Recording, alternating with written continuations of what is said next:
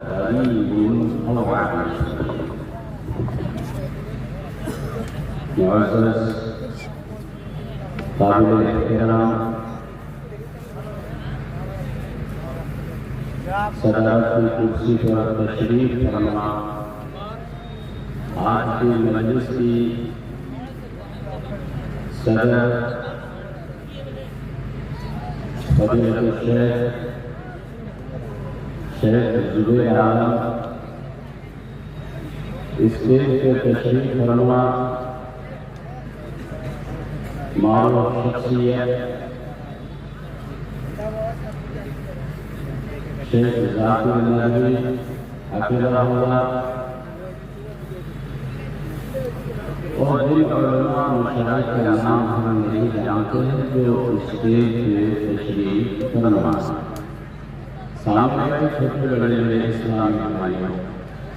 پردے کے آگے بیٹھی اسلامی بہنیں اللہ کا شکر کے بعد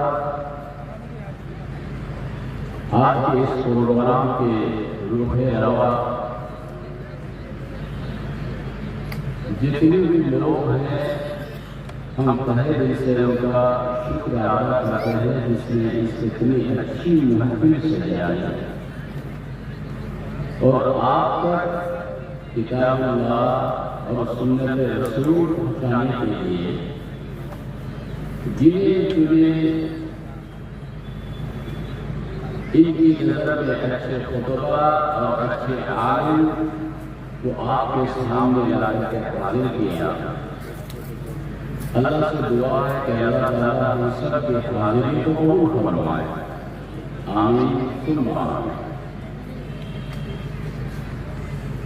یہ میری خوش قسمتی ہے کہ آپ کو اس گھوڑسیہ میں جب میں کشن گنج میں زیر تعلیم تھا مجھے یاد ہے کہ اس موقع پر ایک بار آیا تھا اور پچھلے 2 سال پہلے فضیلت الشیخ معراج ربانی حفظہ اللہ کے ساتھ آنے کا موقع ملا تھا اور آج تیسری بار آپ کے سامنے روبرو ہوں۔ یہ بات بالکل صحیح ہے جیسے ہمارے شیخ محترم نے ابھی کہا کہ ایک بار پچھلے 2 سال میں آنے کا موقع ملا تھا اور راستے کے کنارے پروگرام کو ہو گیا تھا، گاڑی چل رہی تھی اور مجھے بولنے میں کوئی تکلیف ہو رہی تھی تو میں اس سال شیخ سے کہا کہ شیخ اس بار ایسا ذہن منتخب کیجیے گا جہاں شور شرابت کم ہو، کیونکہ میرے ساتھ مجبوری ہوتی ہے اور میری عادت خراب مجبوری یہ ہے کہ میں آپ سب کی دعا سے ایک زمانہ تک مجھے مقام رہنے کا موقع ملا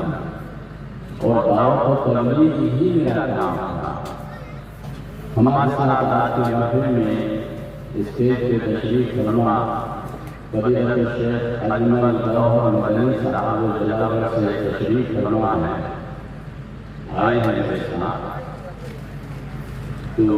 جانتے ہیں وہاں کا ماحول اور جو لوگ حج میں گئے ہیں شاید آپ حج میں گئے ہیں انہوں نے کیا تو وہاں کا سناٹا ماحول ہوگا، آدمی ایک دم بیٹھا تو بیٹھے سنتے رہا، وہاں شور شرابت کسی طرح کی کوئی بات نہیں ہوتی ہے۔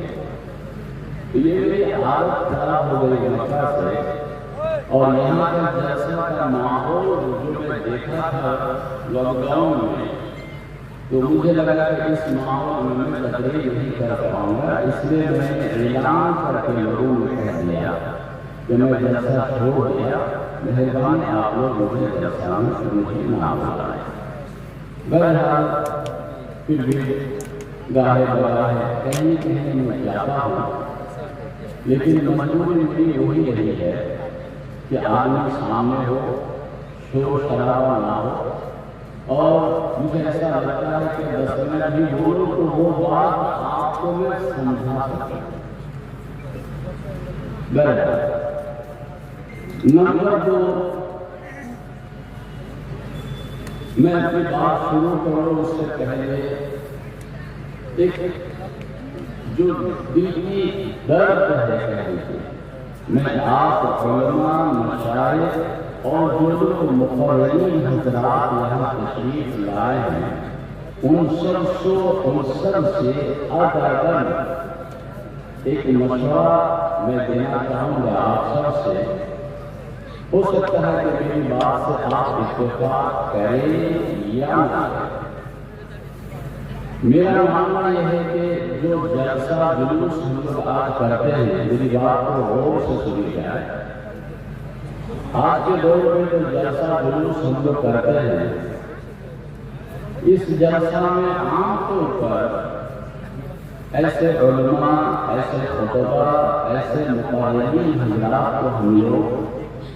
بلا لیتے ہیں جو یہ قرآن حدیث کی محفل کے باوجود یہ ہنسی مذاق،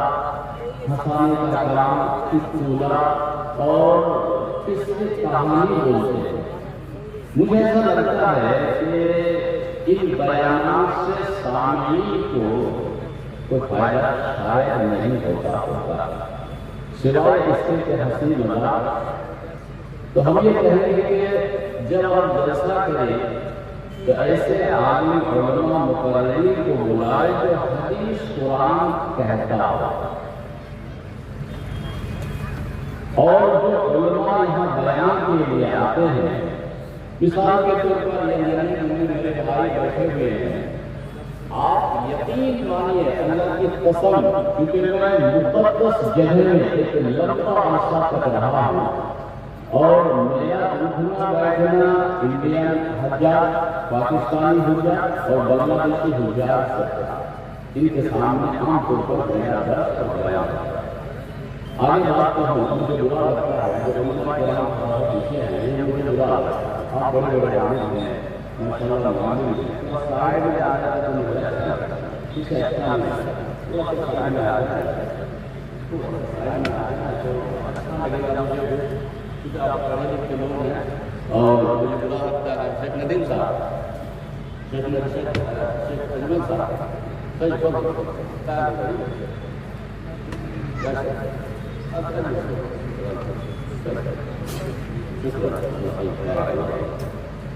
تو سماعت یہ دیکھیں، یہ جو میرے بھائی کو بیٹھے ہوئے ہیں، اگر میں پوچھوں، اگر آپ میں سے کوئی پوچھ لیں کہ ان بھائی کو کھانے کی دعا، پینے کی دعا، پہننے کی دعا، جنازے کی دعا کو یاد ہے تو یہ میرے بھائی بول پائیں، صحیح غلط بول پائیں؟ ایسا لگتا ہے کہ بول پائیں؟ نہیں بول پائیں، کیونکہ میرا تجربہ ہے کہ مکہ میں ایک زمانے تک میں رہا ہوں اور وہاں جتنے حجاج حج میں آتے ہیں یا جاتے ہیں، آپ گئے حج میں آپ کو معلوم ہوگا، وہاں اتنے حاجی ہیں انڈیا، پاکستان اور بنگلہ دیش کے کہ ان کو حج کا طریقہ تقریباً معلوم ہے، اور ہمارے شہر کے تقریباً 18 سال وہاں کام کیے ہیں۔ تو میرے بھائیوں، جلسہ اور مسجد کا خطبہ یہ دو جگہ لوگوں کو ملتے ہیں، تو اسی لیے میرا ماننا ہے کہ مسجد میں جو خطبہ ہوتا ہے وہاں اچھے عالم کا ہونا اور خطیب کا ہونا میرا ضروری ہے، میرا ماننا ہے۔ اور یہ جلسہ میں ایسے عالم اور خطیب کو آپ بلائیں جو لوگوں کو کچھ سکھا سکے، یہی ہوتا ہے، ایک دعا سکھا کے ان کو جائے، وہ صدقہ جاریہ ہو، لمبی باتیں نہ کر کے جنازے میں جانا ہوتا ہے، اکیلے تقریباً کوئی نہ کوئی مرتا ہے، اور جنازے کی دعا تقریباً مسلمان کو یاد نہیں ہے۔ کیا میری بات غلط ہے؟ اگر میری بات صحیح ہے، آپ بھی کہہ رہے ہیں صحیح، میں بھی مانتا ہوں صحیح، اسٹیج میں سبھی علماء کہتے ہیں صحیح، تو جو لوگ جنازے کی دعا یاد نہیں ہے تو کیا کہتے ہیں، کیوں آپ جنازے میں چلے جاتے ہیں؟ آپ کو جانے کا حق نہیں ہے، نہیں جانا نہیں کرتے ہیں، کیا خیال ہے؟ بعد میں نہیں بولوں، میں یہ کہہ رہا ہوں کہ سامنے آپ بولیں، میں ایک طالب علم ہوں، میں کوئی بڑا مولانا نہیں ہوں، ٹھیک ہے، تھوڑا بہت میں حدیث قرآن پڑھا ہوں، ہم سے بڑے آپ کو بڑے